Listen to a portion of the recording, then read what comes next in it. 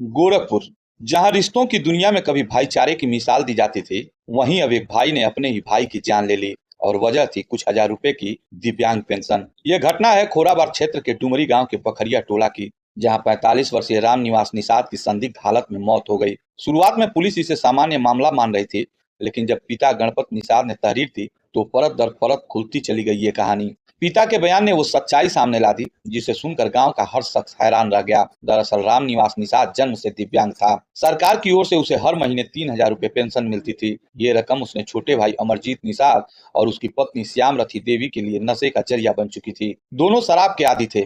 पिता ने पुलिस को बताया कि अमरजीत और उसकी पत्नी शराब के नशे में आए दिन घर में झगड़ा करते हैं, परिजनों से मारपीट करते हैं और इसी वजह से वे पिछले 10 सालों से अलग रह रहे थे। पुलिस जांच में सामने आया कि अमरजीत ने ही अपने दिव्यांग भाई का सर्टिफिकेट बनवाया था और बदले में पेंशन की आधी रकम मांगता था। लेकिन इस बार रामनिवास ने पूरी राशि खर्च कर दी। तो नशे में धुत भाई और भाभी ने उसके साथ ऐसा सलूक किया जिसकी किसी ने कल्पना भी नहीं की थी।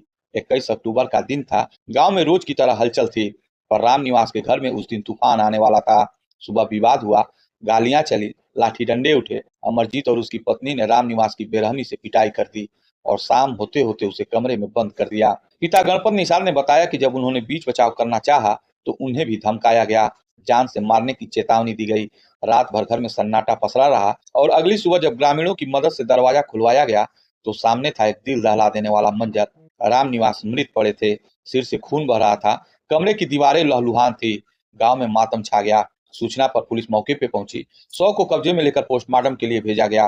पिता की तहरीर पर छोटे बेटे अमरजीत निषाद और उसकी पत्नी श्याम रथी देवी के खिलाफ हत्या का मुकदमा दर्ज किया गया। खोरावर थाना प्रभारी इत्यानंद पांडे ने बताया कि दोनों आरोपियों को हिरासत में लेकर पूछताछ जारी है।